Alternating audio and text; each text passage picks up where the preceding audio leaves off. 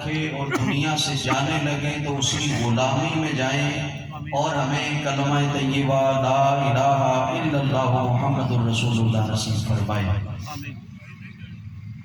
معزز سامعین و حاضرین، آپ کے سامنے سورہ انعام کی پہلی آیت مبارکہ تلاوت کرنے کا شرف حاصل کیا۔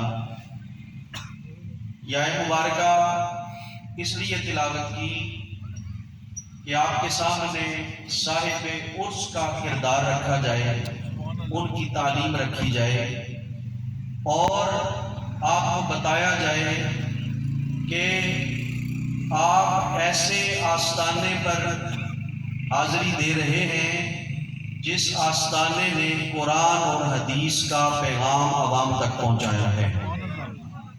ارشاد فرمایا سورہ انعام کی پہلی آیت مبارکہ میں، الحمدللہ الذی خلق السماوات والارض، تمام تعریفیں اس اللہ کے لیے جس نے آسمانوں اور زمین کو تخلیق فرمایا۔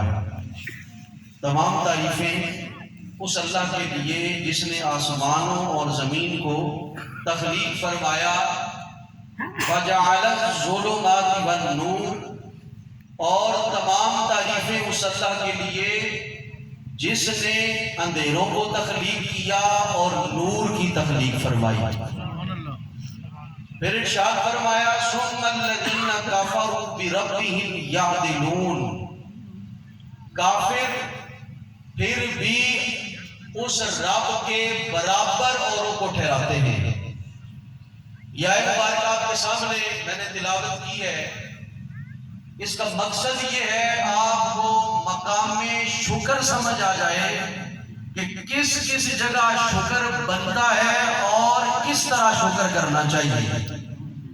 اس آستانے کا پیغام یہ ہے کہ جو سانسیں اللہ نے تمہیں عطا فرمائی ہیں، ان سانسوں کی قدر و منزلت سمجھو اور اس کا شکر ادا کرو، کیونکہ قبلہ پیر صاحب علیہ رحمہ کی زندگی یہی ہے، آپ نے زندگی صبر سے گزاری ہے اور شکر کرتے ہوئے گزاری ہے۔ آپ نے کبھی بھی نہ شکری نہیں کی، آپ نے کبھی بھی نہ شکری نہیں کی۔ شکر کے کچھ مقامات ہیں، تھوڑا سا توجہ رکھیں کہ بات آپ کو سمجھ آئے گی، بات میں مختصر کروں گا۔ میں نے پڑھا ہے الحمدللہ، تمام تعریفیں اللہ کے لیے۔ یہ لفظ الحمد پورے قرآن میں 27 مرتبہ استعمال ہوا۔ سبحان اللہ، کتنی مرتبہ استعمال ہوا؟ 27 بار استعمال ہوا۔ اور ہا میم اور دال کے ساتھ لفظ حمد یہ پورے قرآن پاک میں 48 مرتبہ استعمال ہوا۔ سبحان اللہ، الحمدللہ کے ساتھ کتنی دفعہ ہے؟ 27 مرتبہ، اور الف لام کے بغیر کتنی دفعہ آیا؟ 48 مرتبہ۔ یہ قرآن پاک ہے جس میں شکر کے بارے میں بتایا جا رہا ہے، شکر کی فضیلت اور مقام شکر سمجھائے جا رہے تھے۔ یہ جو آیت مبارکہ میں نے پڑھی، یہ وہ مقام اول ہے جہاں پر شکر ادا کرنا ہے۔ مقام اول یہ ہے، اللہ گویا ارشاد فرما رہا ہے اگر تمہیں ایمان نصیب ہو جائے، شکر ادا کرو اور کائنات پر غور و فکر کی توفیق نصیب ہو جائے، شکر ادا کرو کہ اللہ نے تمہیں اس کائنات پر غور کرنے کی توفیق عطا فرمائی ہے۔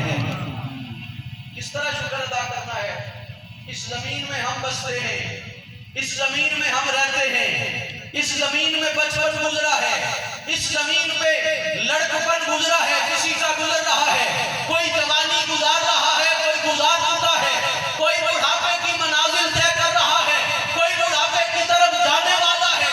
اللہ ارشاد فرما رہا ہے زمین اور آسمان پر غور کرنے والے ذرا اپنے آپ پر غور کر، کھول آنکھ، زمین دیکھ، فلک دیکھ، فضا دیکھ، مشرق سے ابھرتے ہوئے سورج کو ذرا دیکھ، پھر اس بے پردہ کو پردے میں چھپا دے، ایام گزاری کے ستم دیکھ، جفا دیکھ، جب تجھے کائنات پر غور کی توفیق نصیب ہو جائے تو اس کا شکر ادا کرنا۔ اے باری تعالیٰ تو نے ہمیں شکر کرنے کی توفیق عطا فرمائی ہے۔ جب غور کرنے کی توفیق کس نے بنائی ہے؟ اللہ نے. یہ سوچ پیدا ہو جائے شکر ادا کرو. آسمان کس نے بنایا؟ اللہ نے. یہ سوچ پیدا ہو جائے شکر ادا کرو. یہ اس پر بہار ہے. یہ بہار کس کے سبب ہے؟ اللہ نے اپنے بندے کو یہ بہار عطا فرمائی ہے. یہ سمجھ آ جائے تو شکر ادا کرو. زمین بنانے والے نے بنا ڈالی, آسمان بنا ڈالا, آسمان کا شادیانہ سجا ڈالا, اور کیا کہا؟ الحمدللہ الذی جعل خلق السماوات والارض. وہ رب ہے جس نے آسمانوں کو بنا دیا, زمین کو بنا دیا. زمین پر چلنے والے ذرا اس کا شکرانہ تو ادا کر لیں. اس کا شکرانہ تو ادا کر لیں. یہ ہے ایک مقام. اب آگے بڑھے. میں دوسرے مقام پر اب آپ کو لے جانا چاہتا ہوں. جب ظلم مٹ جائے تب بھی شکر ادا کرنا چاہیے. کا پیغام کیا ہے؟ سرسانی کا پیغام کیا ہے؟ جب ظلم مٹ جائے تب کیا کرنا چاہیے؟ شکر ادا کرنا چاہیے. ظلم مٹ جائے تو کیا کرنا چاہیے؟ شکر ادا کرنا چاہیے. سورہ انعام کی آیت نمبر 45 میں فرمایا فَقُضِيَ دَابِرُ الْقَوْمِ الَّذِينَ ظَلَمُوا وَالْحَمْدُ لِلَّهِ رَبِّ الْعَالَمِينَ.